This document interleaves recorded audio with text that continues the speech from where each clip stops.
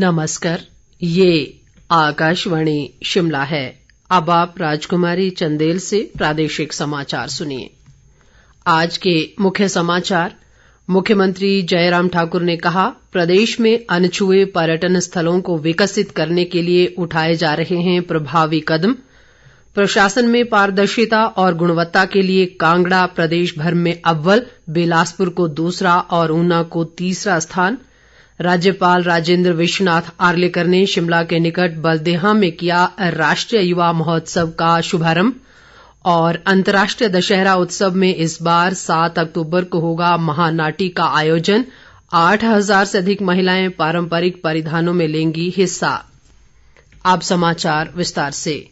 मुख्यमंत्री जयराम ठाकुर ने कहा है कि प्रदेश सरकार ने राज्य में पर्यटन को बढ़ावा देने के लिए 6 मुख्य विषयों की पहचान की है। इनमें प्राकृतिक, धार्मिक, साहसिक गतिविधियां, सप्ताहांत, ग्रामीण और जनजातीय पर्यटन शामिल हैं। मुख्यमंत्री आज धर्मशाला में देश के विभिन्न राज्यों के पर्यटन मंत्रियों के राष्ट्रीय सम्मेलन के उद्घाटन अवसर पर बोल रहे थे। उन्होंने कहा कि हिमाचल में पर्यटन की अपार संभावनाएं हैं और सरकार ने अनछुए स्थलों को तलाशने के लिए नई पहल की है। मुख्यमंत्री ने कहा कि प्रदेश सरकार की नई राहें नई मंजिलें योजना राज्य के सुंदर और अनछुए स्थलों को पर्यटन मानचित्र पर लाने में बहुत बड़ी भूमिका अदा करेगी।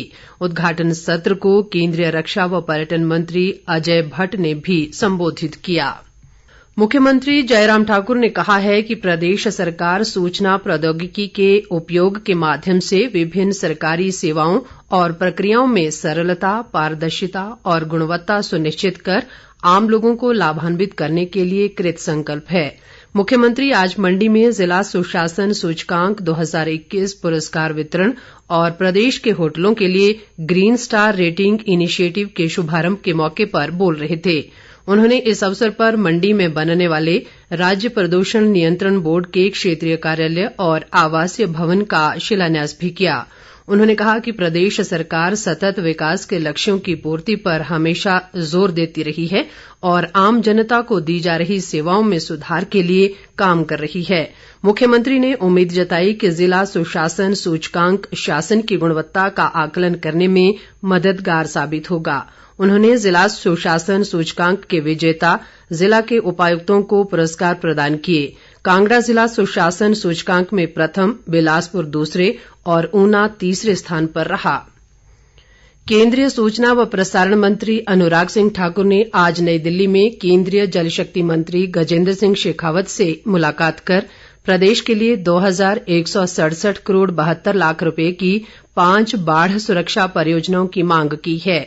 इन परियोजनाओं में फिन्ना सिंह बहुउद्देशीय परियोजना, सुकेती खड्ड व उसकी सहायक खड्डों में बाढ़ सुरक्षा उपाय, ऊना जिला की अंब तहसील में स्वां नदी और उसकी सहायक नदियों में बाढ़ सुरक्षा उपाय और सीर खड्ड पर बाढ़ सुरक्षा कार्य शामिल हैं। अनुराग ठाकुर ने कहा कि इनमें से 3 बाढ़ सुरक्षा परियोजनाएं हमीरपुर संसदीय क्षेत्र के तहत आती हैं। उन्होंने कहा कि प्रधानमंत्री नरेंद्र मोदी हिमाचल को अपना दूसरा घर मानते हैं और उन्होंने आवश्यकता अनुसार हर जरूरी परियोजना को मंजूरी दी है।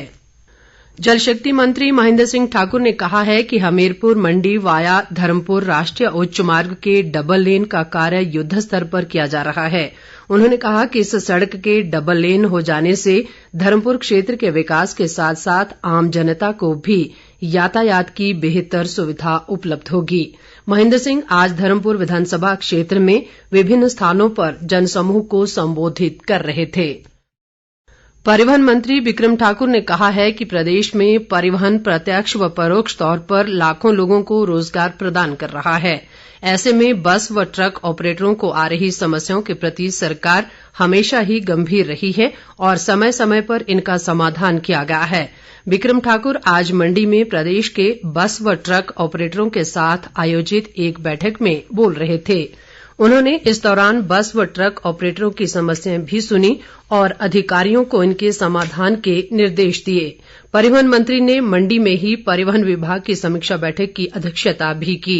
इस बैठक में विभाग द्वारा समय समय पर लिए गए निर्णयों की समीक्षा की और इन्हें लागू करने के लिए उठाए गए कदमों की जानकारी भी ली। खाद्य आपूर्ति मंत्री राजेंद्र गर्ग ने कहा है कि पलथी, सेपड़ा, बकरोहा, पलेह, पेहड़वी, मझासू सिंचाई योजना इस क्षेत्र की 4 पंचायतों के 13 गांवों की सूरत बदलेगी। राजेंद्र गर्ग आज इस योजना के शिलान्यास के बाद एक जनसभा को संबोधित कर रहे थे।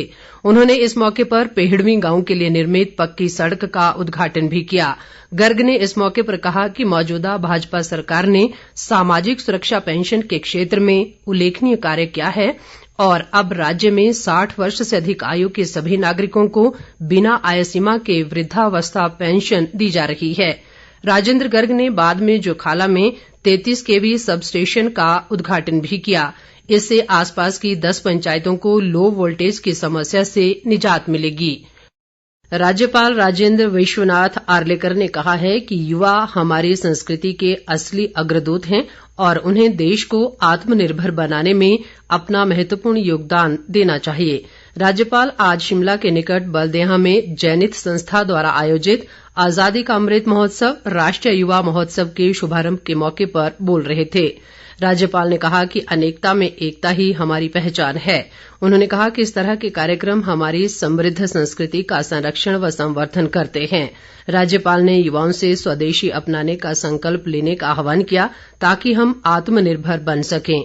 सामाजिक कार्यकर्ता BR इदाते ने इस मौके पर राज्यपाल को एक्सीलेंस अवार्ड से सम्मानित किया। शिक्षा मंत्री गोविंद ठाकुर ने कहा है कि अंतर्राष्ट्रीय दशहरा उत्सव में इस बार 7 अक्तूबर को महिलाओं की महानाटी का आयोजन किया जाएगा। इस महानाटी में पारंपरिक कुल्लवी परिधानों में सुसज्जित 8,000 से अधिक महिलाएं एक साथ भाग लेंगी। गोविंद ठाकुर आज कुल्लू में दशहरा उत्सव के सभी हितधारकों के साथ आयोजित बैठक को संबोधित कर रहे थे। सप्ताह भर चलने वाला कुल्लू उत्सव 5 अक्तूबर से आरंभ होगा। गोविंद ठाकुर ने कहा कि दशहरा उत्सव के दौरान आयोजित होने वाली सांस्कृतिक संध्याओं में जहां पार्श्व और पंजाबी गायक स्थानीय लोगों और पर्यटकों का मनोरंजन करेंगे, वहीं उत्सव की अंतिम सांस्कृतिक संध्या पूरी तरह से हिमाचली कलाकारों के नाम होगी। विधानसभा अध्यक्ष विपिन सिंह परमार ने महाराजा संसार चंद स्मारक राजकीय महाविद्यालय थुरल में इंडोर स्टेडियम बनाने और hotel management and catering technology विषय आरंभ करने की घोषणा की है। विपिन परमार आज महाविद्यालय में कविता पाठ और लोक संगीत कार्यक्रम में मुख्य अतिथि के रूप में बोल रहे थे। उन्होंने महाविद्यालय में विज्ञान कक्षाओं और कंप्यूटर लैब का शुभारंभ भी किया। परमार ने इस मौके पर कहा कि महाराजा संसार चंद स्मारक राजकीय महाविद्यालय चंगर क्षेत्र के विद्यार्थियों को गुणात्मक शिक्षा उपलब्ध करवाने में महत्वपूर्ण भूमिका निभा रहा है। वन मंत्री राकेश पठानिया ने किसानों और बागवानों का आह्वान किया है कि वे वैज्ञानिक तकनीकों को अपनाएं ताकि ज्यादा पैदावार हासिल कर उनकी आमदनी बढ़ सके। राकेश पठानिया आज केंद्रीय बागवानी अनुसंधान व प्रशिक्षण केंद्र जाछ में आयोजित 3 दिवसीय कौशल विकास प्रशिक्षण शिविर के शुभारंभ के मौके पर बोल रहे थे। राकेश पठानिया ने कहा कि प्रदेश सरकार किसानों व बागवानों को आर्थिक रूप से मजबूत बनाने के लिए कृत संकल्प है। उन्होंने कहा कि जायका परियोजना के तहत लोगों को आर्थिक रूप से समृद्ध करने के प्रयास किए जा रहे हैं। ग्रामीण विकास व पंचायती राज मंत्री वीरेंद्र कंवर ने कहा है कि महान संत रविदास का संदेश न केवल दलित समाज बल्कि समूची मानवता के लिए अनुकरणीय है। वीरेंद्र कंवर आज कुटलैहड़ विधानसभा क्षेत्र के समूर कलां में भाजपा अनुसूचित जाति मोर्चा के जिला स्तरीय सम्मेलन को संबोधित कर रहे थे।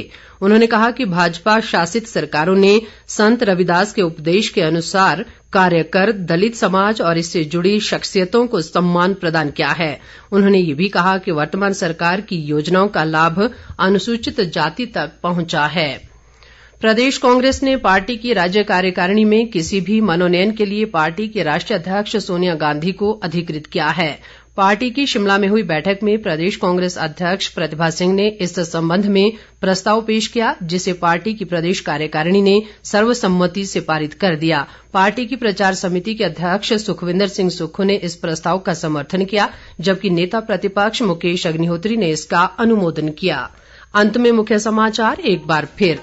मुख्यमंत्री जयराम ठाकुर ने कहा, प्रदेश में अनछुए पर्यटक स्थलों को विकसित करने के लिए उठाए जा रहे हैं प्रभावी कदम। प्रशासन में पारदर्शिता और गुणवत्ता के लिए कांगड़ा प्रदेश भर में अव्वल, बिलासपुर को दूसरा और ऊना को तीसरा स्थान।